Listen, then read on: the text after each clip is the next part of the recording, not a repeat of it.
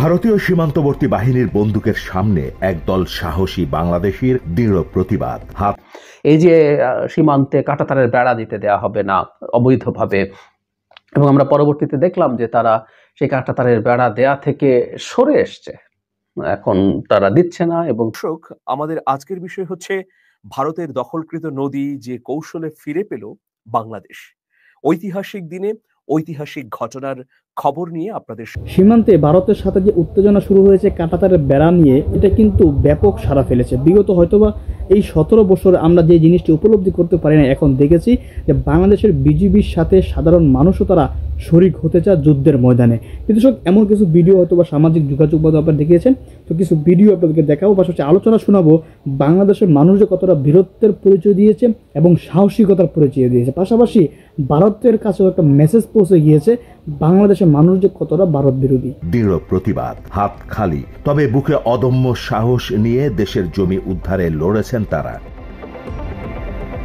Border guard বাংলাদেশের সদস্য এবং স্থানীয় বাসিন্দাদের ওই প্রতিরোধের মুখে পিছু হটেছে বিএসএফ। চাঁপাইনবাবগঞ্জের শিবগঞ্জ উপজেলার চৌকা সীমান্ত এলাকায় বাংলাদেশের অভ্যন্তরে বিএসএফ কাঁটাতারের বেড়া দিতে আসলে সম্মিলিত এই প্রতিরোধ গড়ে ওঠে। মাত্র 30% টাকায় জমির মালিক হয়ে নতুন বাংলাদেশের গড়ে তোলার স্বপ্ন দেখা বাংলা বসতি।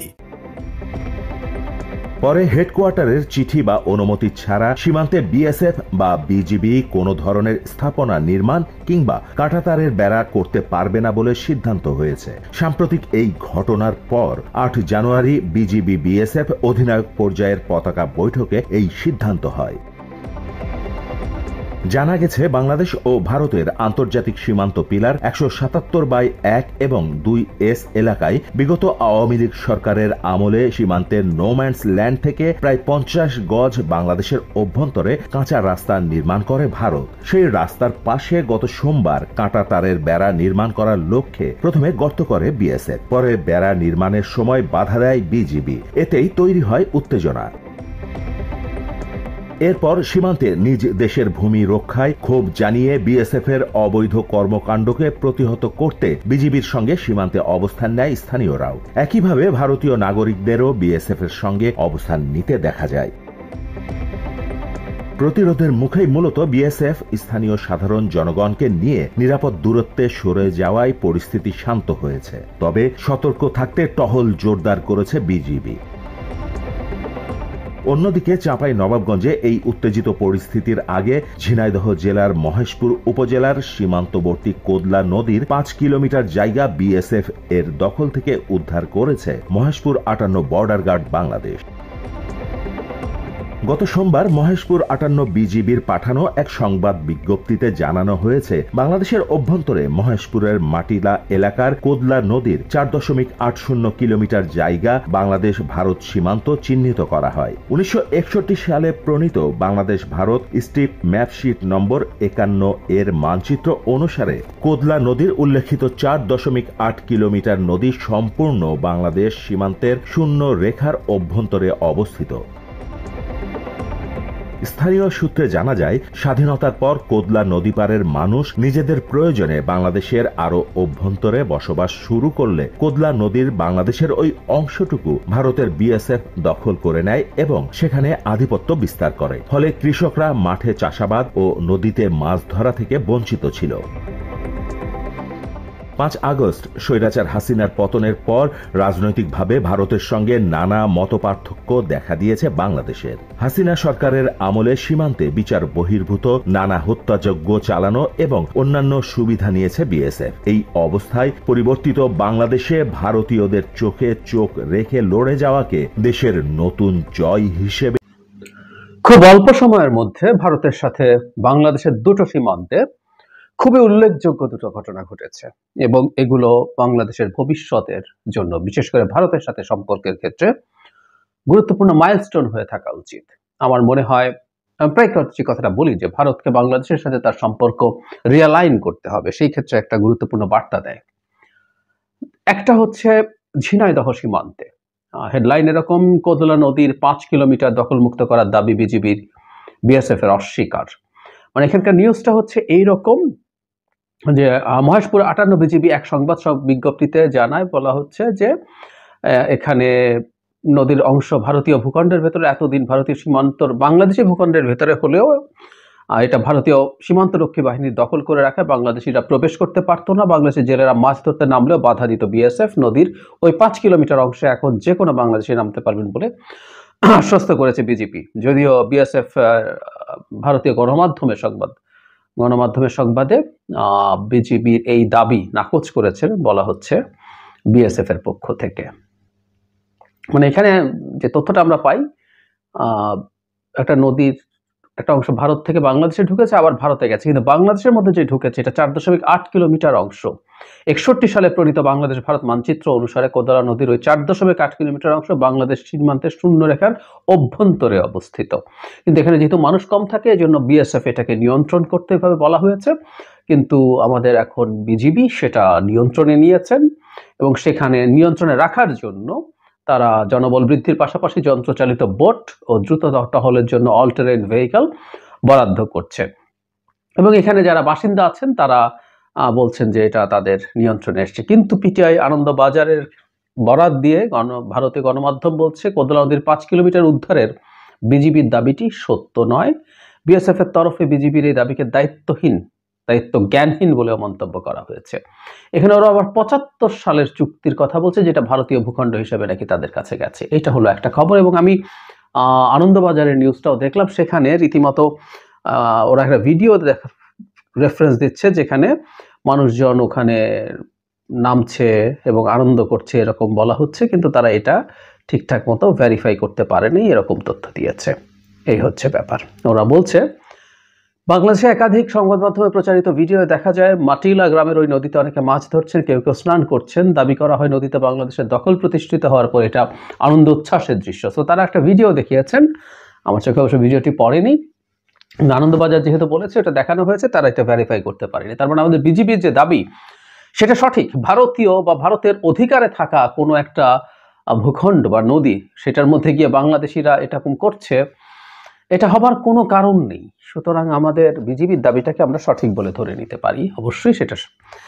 একই সাথে একই রকম সময় চাঁপাইনবাবগঞ্জ সীমান্তে একটা ঘটনা ঘটেছে। সীমান্তের বেড়া নির্মাণ নিয়ে যেটা আইন লঙ্ঘন করে হচ্ছিল, বাংলাদেশ এখানে বিজিবি বাধা দিয়েছে। শুধু সেটা না, এই ছবিটাতে আপনারা খুব স্পষ্টভাবে দেখতে পাচ্ছেন যে সীমান্তে যখন উত্তেজনা চলছে, এটা খুব ইন্টারেস্টিং, খুব উত্তেজনা চলছে, যে কোনো সময় দুই পক্ষের মধ্যে গোলাগুলি হতে পারে, কিন্তু সেখানে গ্রামবাসী শত শত গ্রামবাসী গিয়ে জড়ো হয়েছেন। এতে তাদের গোলাগুলি শুরু হয়ে গেলে তাদের মৃত্যু ঝুঁকি আছে, তারপর তারা গেছেন। এটা হলো সবচেয়ে গুরুত্বপূর্ণ বিষয়। তার মানে আমাদের বিজিবি, এক নতুন বিজিবিকে আমরা দেখতে পাচ্ছি এবং আমাদের জনগণও সেই বিজিবির পাশে দাঁড়িয়ে আমাদের সীমান্তে সিরিয়াসলি কাজ করছে, জীবনের ঝুঁকি নিয়ে। তাদের হাতে অস্ত্র নেই, তারা মারা পড়তে পারে, কিন্তু তারা দাঁড়াচ্ছেন। এই দুটো ঘটনাকে আমরা একটু সিরিয়াসলি দেখতে চাই এবং আমরা বর্তমানের নতুন বাংলাদেশ, স্বাধীন বাংলাদেশ, মানে এই যে আমরা স্বাধীনতা বলি, দ্বিতীয় স্বাধীনতা বলি, আবেগের উচ্ছ্বাস আছে অবশ্যই, আমাদের স্বাধীনতার সাথে এটা তুলনীয় নয়।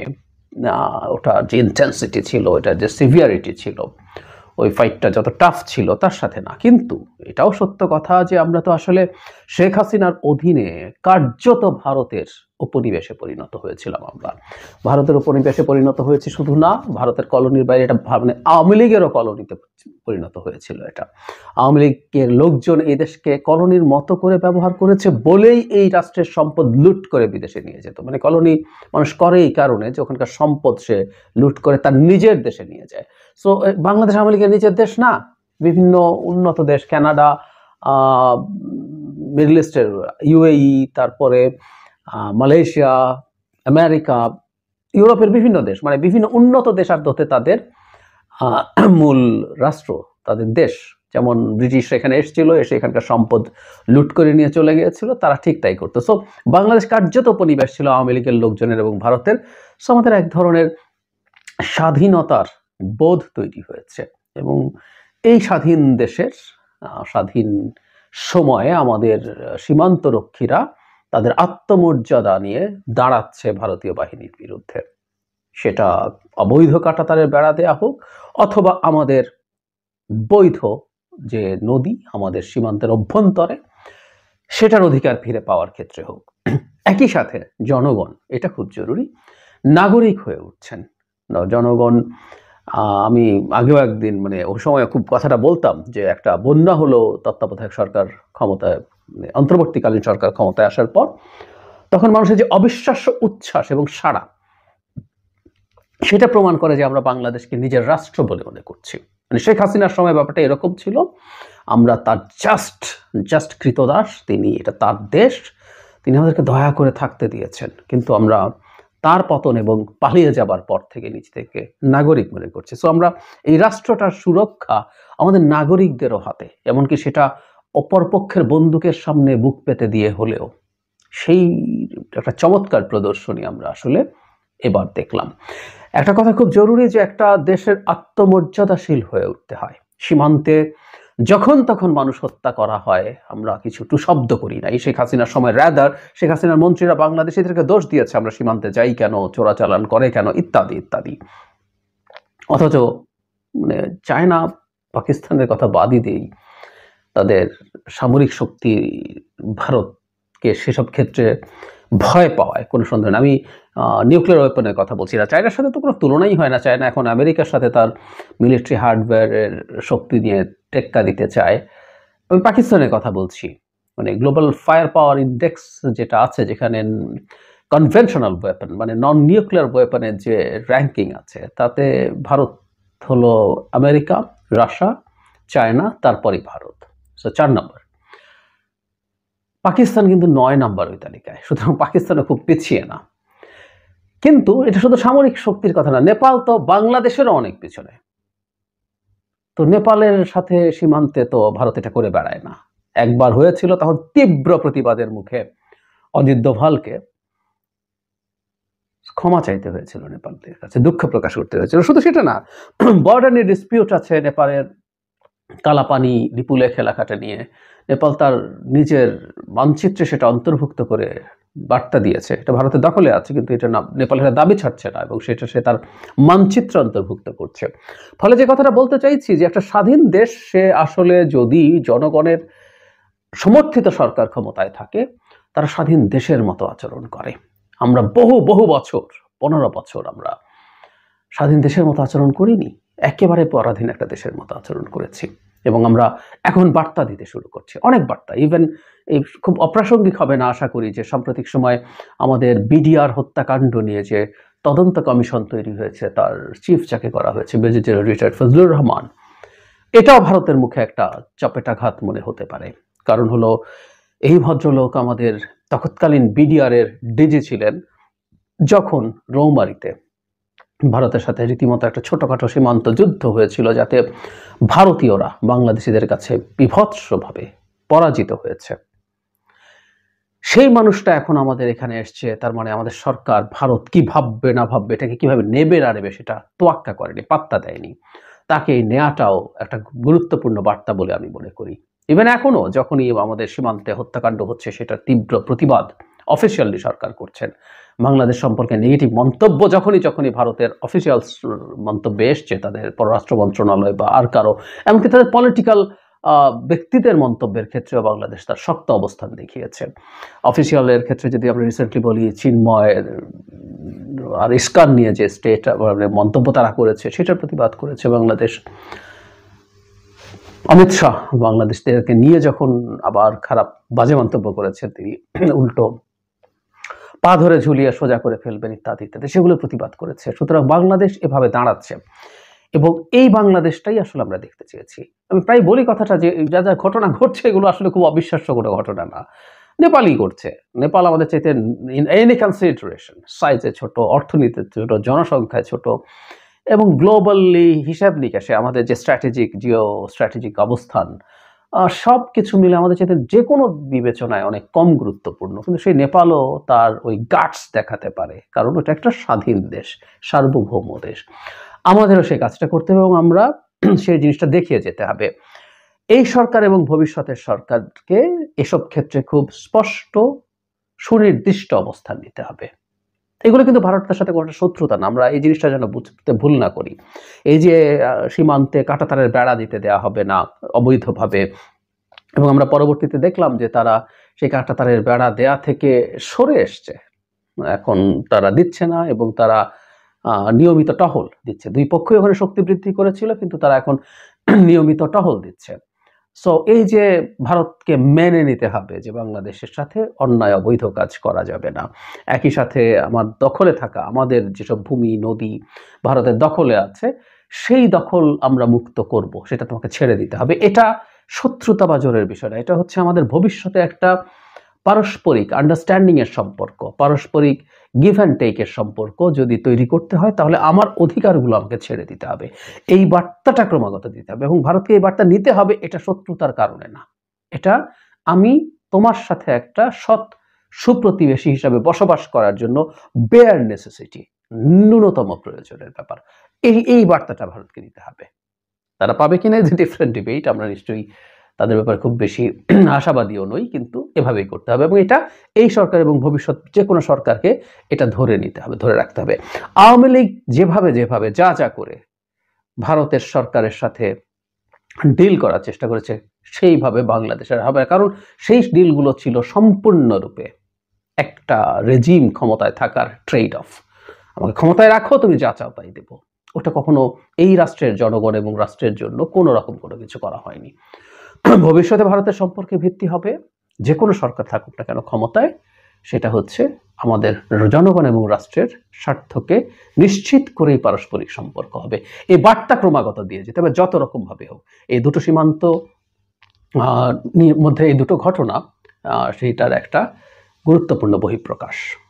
বটম লাইন, ভারতকে স্বাধীন সার্বভৌম বাংলাদেশের সাথে সম্পর্ক রক্ষা করতে হবে, তার জনগণের সাথে সম্পর্ক রক্ষা করতে হবে। এতদিন যে সম্পর্ক সে শেখ হাসিনার সাথে। দর্শক, আমাদের আজকের বিষয় হচ্ছে ভারতের দখলকৃত নদী যে কৌশলে ফিরে পেল বাংলাদেশ। ঐতিহাসিক দিনে ঐতিহাসিক ঘটনার খবর নিয়ে আপনাদের সামনে উপস্থিত হয়েছে। প্রিয় দর্শক, থাকুন আমার সঙ্গে। ফেলানী মোদের মায়ের পেটের বোন, বোনের জন্য ভাইয়েরা দেবে জীবন। আজ ঐতিহাসিক 7ই জানুয়ারি, ফেলানী হত্যা দিবস। আজ থেকে 14 বছর আগে 2011 সালে ফেলানীকে হত্যা করে ভারতীয় সীমান্ত রক্ষী বাহিনী বিএসএফ। এর বিচার আজ পর্যন্ত হয়নি। 14 বছর পেরিয়ে গেছে, বিচার নিয়ে নানা টালবাহানা হয়েছে। 2011 সালের 7 জানুয়ারি কুড়িগ্রামের অনন্তপুরে এই ঘটনা ঘটে। অনন্তপুর সীমান্তে বাবার সঙ্গে ফেলানী সীমান্ত কাঁটাতারের পিলার পার হতে চেয়েছিলেন। ঠিক যখন পার হতে যাচ্ছিলেন মই দিয়ে কাঁটাতারের বেড়া, ওই মুহূর্তে বিএসএফ এর সদস্য অমিয় ঘোষ গুলি চালায় এবং ফেলানী শহীদ হন। এই যে ফেলানীকে হত্যা করা হলো, তার দেহটি কিন্তু কাঁটাতারে ঝুলেছিল। সেই সময় অনেকে বলেছে কাঁটাতারের বেড়ায় আসলে ফেলানী ঝুলে নেই, ঝুলে আছে বাংলাদেশ। মানে এই কথার মধ্য দিয়ে বাংলাদেশ যে অরক্ষিত সেটি অনেকে বোঝাবার চেষ্টা করেছেন। ফেলানীর বিচার নিয়ে অনেক জল ঘোলা হয়েছে, এখন পর্যন্ত এর কোনো সুরাহা হয়নি। আমরা জানি যে ফেলানীর বিচারটি ভারতীয় সীমান্ত রক্ষী বাহিনী বিএসএফ এর কোর্টে উঠেছিল। সেই কোর্টে ওঠার পর অমিয় ঘোষকে নির্দোষ দাবি করে রায় দেওয়া হয়। এই রায়ের বিরুদ্ধে ফেলানীর বাবা তিনি আরেকটি আপিল করেন। সেই আপিলের পরিপ্রেক্ষিতে আবারও 2014 সালে বিচার কার্যক্রম শুরু হয়, কিন্তু নানা কারণে সেই বিচার কার্যক্রম আর এগোয়নি। 2015 সালের ঘটনা। সেই সময় ফেলানীর বাবা ভারতের জাতীয় মানবাধিকার সুরক্ষা মঞ্চে একটি আবেদন করেন। সেই ক্ষতিপূরণের আবেদনের পরিপ্রেক্ষিতে ভারতেরই এই মানবাধিকার সংগঠনটি ভারতের সরকারকে 5 লাখ রুপি জরিমানা দেবার জন্য নির্দেশ প্রদান করে। কিন্তু ভারতের সরকার জরিমানা তো দূরের কথা, বরং ফেলানীর বাবা নুরুল ইসলামকে এই হত্যার জন্য দায়ী হিসেবে চিহ্নিত করে। এভাবে 2016, 17, 18 সাল চলে গেছে। কয়েক দফা শুনানি হয়ে স্থগিত হয়ে গেছে, কিন্তু 2020-এর পর আর কোনো শুনানি গ্রহণের উদ্যোগ গ্রহণ করেনি বিএসএফ। ফলে মামলাটি একেবারে তিমিরে চলে গেছে। কিন্তু ফেলানীর হত্যাকাণ্ডের মধ্য দিয়ে যে আধিপত্যবাদী চেহারা দেখিয়েছে ভারত, তা তো আমরা কেউই ভুলতে পারি না। সেই জন্য যখনই এই 7ই জানুয়ারি আসে, তখনই আমাদের অন্তরাত্মা কেঁপে ওঠে। আমাদের বোনের কথা মনে পড়লে সীমান্তে কাঁটাতারের বেড়ায় ফেলানী ঝুলে থাকার সেই চিত্রটি বারবার আমাদেরকে কাঁদায়। প্রিয় দর্শক, এইরকম একটা মুহূর্তে ঐতিহাসিক আরেকটা ঘটনা ঘটেছে। সেই ঘটনা কি? এই ঘটনার বর্ণনা দিতেই আপনাদের সামনে হাজির হয়েছি। ঝিনাইদহের মহেশপুর উপজেলার সীমান্তবর্তী একটি গ্রাম। এই গ্রামের নাম মাটিলা। ছবির মতো সাজানো সুন্দর একটি গ্রাম। এই গ্রামের পাশ দিয়ে বয়ে গেছে কোদালিয়া নদী। এই নদী বাংলাদেশেরই, কিন্তু 1961 সালের পর থেকে সুদীর্ঘ কাল ধরে এই নদী দখলে রেখেছিল ভারতীয় সীমান্তরক্ষী বাহিনী বিএসএফ। কি কারণে দখলে রেখেছিল তাও আমি আপনাদেরকে বলবো। 1961 সালে ভারত বাংলাদেশের যে সীমানা মানচিত্র তৈরি করা হয়, সেই মানচিত্রে সুস্পষ্টভাবেই দেখা যায় যে কোদালিয়া নদী এটা বাংলাদেশের শূন্য সীমান্তে অবস্থিত, অর্থাৎ বাংলাদেশের অংশের মধ্যে অন্তর্গত। 61 সালের পর যখন 1971 সালে দেশ স্বাধীন হলো, তখন এই কোদালিয়া নদীর পাশে যে জনবসতি গড়ে উঠেছিল, নানা কারণে প্রয়োজনে জনবসতি ধীরে ধীরে আরো বাংলাদেশের অভ্যন্তরে চলে আসে। ফলে কোদালিয়া নদীর পাড়ে আর বাংলাদেশের মানুষের জনসমাগম দেখা যায় না। এই সুযোগে বিএসএফ আস্তে আস্তে কোদালিয়া নদীর বিরাট এবং বিপুল একটি অংশ দখল করে নেয়। আমরা বিভিন্ন তথ্য মারফত জেনেছি, যখনই বাংলাদেশিরা এই নদীতে মাছ ধরতে বা চাষাবাদ করতে যেত, তখনই বিএসএফ বাধা দিত, গুলি করত, হত্যা করত। এ নিয়ে নানা ধরনের উত্তেজনাকর পরিস্থিতি তৈরি হতো বিজেপি এবং বিএসএফ এর মধ্যে। তাহলে এতদিন পর সেটা কিভাবে উদ্ধার হলো? এটাও একটা চাঞ্চল্যকর ঘটনা। 58 বিজেপির কর্মকর্তারা হঠাৎই ভাবতে থাকেন যে এই কোদালিয়া নদীর আসলে মালিকানা কার। 58 বিজেপির চৌকস কর্মকর্তারা অনুসন্ধান চালাতে থাকেন। তারা 1961 সালের ভারত বাংলাদেশের সীমানা মানচিত্র, অন্যান্য স্থানীয় নথিপত্র, ভূমি সংক্রান্ত সকল কাগজ অনুসন্ধান করে দেখেন যে এই কোদালিয়া নদীটি আসলে বাংলাদেশের। এটা অবৈধভাবে বিএসএফ দখল করে রেখেছে। এইসব তথ্য উপাত্ত সংগ্রহ করার পর 58 বিজেপির চৌকস কর্মকর্তারা সোমবার, মানে আজকে তো মঙ্গলবার, গতকাল সোমবার তারা ওই মাটিলা এলাকার জনসাধারণকে নিয়ে বিএসএফ যেখানে অবস্থান করছিল সেখানে হাজির হয়ে ওইখানকার বিএসএফ এর কর্মকর্তার সামনে এইসব তথ্য প্রমাণ তুলে ধরে। এই তথ্য প্রমাণ তুলে ধরবার যে ভঙ্গি এবং যুক্তি, সেটা এতটাই অকাট্য ছিল, এগুলোকে অগ্রাহ্য করার কোনো ধরনের উপায় ছিল না বিএসএফ এর সদস্যদের। ফলে 2-3 ঘন্টা এ নিয়ে তর্ক বিতর্ক, পাল্টা যুক্তি চলে। শেষমেশ নতি স্বীকারে বাধ্য হয় বিএসএফ, কারণ সেখানে অটল হয়ে সীমান্ত রক্ষীদের পাশে অতন্দ্র প্রহরী হিসেবে দাঁড়িয়েছিলেন এলাকাবাসী, মাটিলা গ্রামের সাহসী মানুষ। ফলশ্রুতিতে বাধ্য হয়েই এই কোদালিয়া নদীর বিপুল দখলকৃত অংশ ছেড়ে ওই প্রান্তে চলে যায় বিএসএফ। উদ্ধার হবার সঙ্গে সঙ্গে বিজেপি জায়গাটিকে নিজেদের আয়ত্তে নেয়, টহল বাড়ানো শুরু করে। ইতোমধ্যে সেখানে জনবল বৃদ্ধির উদ্যোগ নেওয়া হয়েছে এবং ভ্রাম্যমান যানবাহনের মাধ্যমে যেন সার্বক্ষণিক টহল দেওয়া যায় সেই ব্যবস্থাও করা হয়েছে। এটাকে বলা হচ্ছে অল টেরিবেন ভেহিকেল বা বিজেপির ভাষায় এটিভি। এটিকেও বরাদ্দ দেওয়া হয়েছে যেন দখলকৃত এই নদীটি পুনরায়, যেন উদ্ধারকৃত এই নদীটি পুনরায় দখল না করতে পারে বিএসএফ। এখন দেখুন মহেশপুরের মাটিলা গ্রামের লোকজন কি বলছে। গ্রামের সাবেক ইউপি সদস্য মহিউদ্দিন বলেছেন, চমৎকার কথা বলেছেন, যে একসময় এই নদী থেকে প্রচুর মাছ আহরণ করা হতো। স্বাধীনতার পর কোদালিয়া নদী পাড়ের মানুষ নিজেদের প্রয়োজনে বাংলাদেশের অভ্যন্তরে বসবাস শুরু করে। কোদালিয়া নদীর বাংলাদেশ অংশটুকু ভারতের বিএসএফ দখল করে নেয়, আধিপত্য বিস্তার করতে থাকে। ফলে কৃষকরা মাঠে চাষাবাদও করতে পারতো না, মাছ ধরতে পারতো না, এমনকি সেখান থেকে পানি সেচের কাজে ব্যবহার করতে পারতো না। ওই ইউপি সদস্য মহিউদ্দিন তিনি আরো বলেন যে নদী বাংলাদেশের অংশে গেলেই বিএসএফ বাধা প্রদান করত। বাংলাদেশে কোদালিয়ার যে অংশটুকু ছিল সেই অংশটুকুতে আসলে কোনো ধরনের কর্মকাণ্ডই পরিচালনা করতে দিত না বিএসএফ। এদের নদীটি ব্যবহার করা নিয়ে মাটিলা গ্রামের মানুষের সঙ্গে ভারতের বিএসএফ এর দীর্ঘদিন ধরে একটা দ্বন্দ্ব চলছিল। ভারতের দখল থেকে 8 কিলোমিটারের নদী উদ্ধারের পর মহেশপুর ব্যাটালিয়নের অধিনায়ক লেফটেন্যান্ট কর্নেল শাহ মোহাম্মদ আজিজুস রহিদ স্থানীয় জনগণের সঙ্গে মতবিনিময় করেন। এ সময় কোদালিয়া নদীতে নির্বিঘ্নে মাটিলা গ্রামের জনগণ যেতে পারছে কিনা সেই বিষয়েও অভিমত শুনেন তিনি। জনসাধারণ জানান যে বিএসএফ থেকে এই কোদালিয়া নদীটি উদ্ধারের পর এখন আর কোনো ধরনের বাধার সম্মুখীন হচ্ছে না। তারা স্বাভাবিকভাবে নদী ব্যবহার করতে পারছে, মাছ আহরণ শুরু করে দিয়েছে, চাষাবাদের উদ্যোগও গ্রহণ করেছে স্থানীয় কৃষকরা। নদীর বাংলাদেশ অংশে প্রয়োজনীয় সেচ এবং চাষাবাদ চালু রাখার জন্য গ্রামবাসীকে বিজিবি অনুরোধ করেছেন। এক্ষেত্রে কখনো কোনো ধরনের বাধার সৃষ্টি হলে সাথে সাথে বিজেপিকে জানাবার জন্যও অনুরোধ করা হয়েছে। গ্রামবাসী যেন সবসময় অতন্দ্র প্রহরীর মতো গ্রামবাসী যেন সবসময় পাহারাদার হয়ে এই কোদালিয়া নদীর স্বাধীনতা সার্বভৌমত্বকে রক্ষা করে, সেই আহ্বানই জানিয়েছে border guard of Bangladesh BGB. এর মধ্য দিয়ে দীর্ঘদিনের একটা বিবাদ নিরসন হলো। বিএসএফ এই দখলকৃত অংশটুকু ছেড়ে দিতে বাধ্য হলো। জবরদখল থেকে মুক্ত হলো আমাদের প্রিয় নদী কোদালিয়া। আয়তনে খুব বড় না হলেও 5 কিলোমিটার, অনেকে বলবেন যে ছোট্ট একটা নদী বা ছোট্ট আয়তন, কিন্তু না, এটা সাহসিকতার একটা প্রতীক।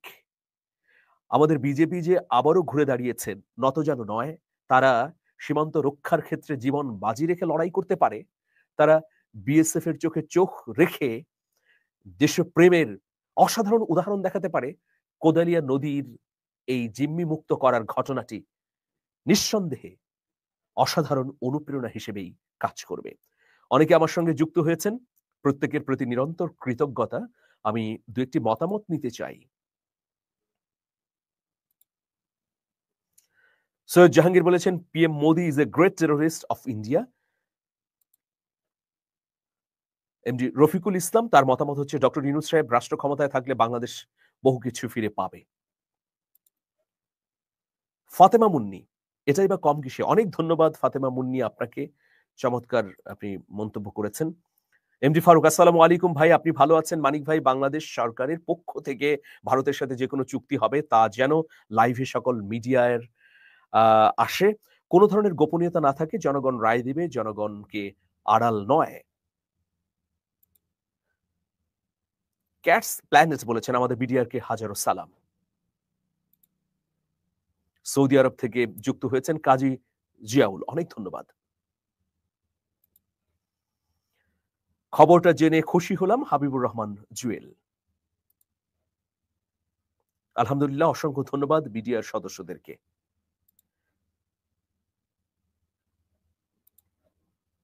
বজলুর রশিদ বলেছেন, 1 ইঞ্চি মাটিও ছাড়বো না, এটা আমাদের বাংলাদেশের মানুষের অঙ্গীকার। বজলুর রশিদ, তিনি এই মন্তব্য করেছেন। আপনাদের প্রত্যেককে অনেক অনেক ধন্যবাদ, আপনারা আমার সঙ্গে যুক্ত ছিলেন। বাংলাদেশ এবং ভারতের সম্পর্ক কেমন হওয়া উচিত? সম্পর্ক হওয়া উচিত ন্যায্যতার ভিত্তিতে, সম্পর্ক হওয়া উচিত পারস্পরিক স্বার্থের ভিত্তিতে। একজন খাবেন, আরেকজন বসে দেখবেন। একজন স্বামীর মতো তাবেদারের ভূমিকা অবতীর্ণ হবেন, আরেকজন স্ত্রী হয়ে নিরীহ নতজানু ভূমিকায় থাকবেন। এটা তো হতে পারে না, এটা কোনো দেশের কূটনৈতিক পলিসি না। কিন্তু আমরা দেখেছি এই ধরনের ঘটনা ঘটতে। আমরা চাই ভারতের সঙ্গে সুসম্পর্ক, তবে সেটা ন্যায্যতার ভিত্তিতে হোক। দর্শক, আলোচনা এবং ভিডিও দেখে বুঝতে পেরেছেন বাংলাদেশের মানুষ আগে থেকে উজ্জীবিত। তাদের প্রত্যেকটা কথা, প্রত্যেকটা আচরণ, প্রত্যেকটা বডি ল্যাঙ্গুয়েজ দেখে এটাই স্পষ্ট যে তারা এটা বোঝানোর চেষ্টা করতেছে বিগত 16 বছর যে পররাষ্ট্রনীতি ছিল, বিগত 16 বছর সীমান্তে যে বিজিবি বারবার পিঠ দেখিয়েছে, বারবার পরাস্ত হয়েছে, এটার যে আর সময় নেই বা এটা যে এখন যে নাই, সেটা কিন্তু তারা প্রমাণ করিয়েছে। সামাজিক যোগাযোগ মাধ্যমে একটা ছবি আপনারা ভাইরাল দেখেছেন, যেখানে একজন সাধারণ কৃষক কাঁচি নিয়ে বিজিবির সাথে তিনি বসে আছেন, অর্থাৎ তিনিও যুদ্ধের জন্য প্রস্তুত। এটা কিন্তু ব্যাপক সাড়া ফেলেছে। অর্থাৎ বোঝা গিয়েছে বাংলাদেশের মানুষ কখনোই ভারতের আধিপত্য এদেশে মেনে নেবে না। যত কিছুই করা হোক না কেন, ভারত যত চেষ্টাই করুক না কেন, সকল কিছুর বিনিময়ে হলেও ভারতের আধিপত্য এদেশ থেকে বিতাড়িত দেশের মানুষ করবে।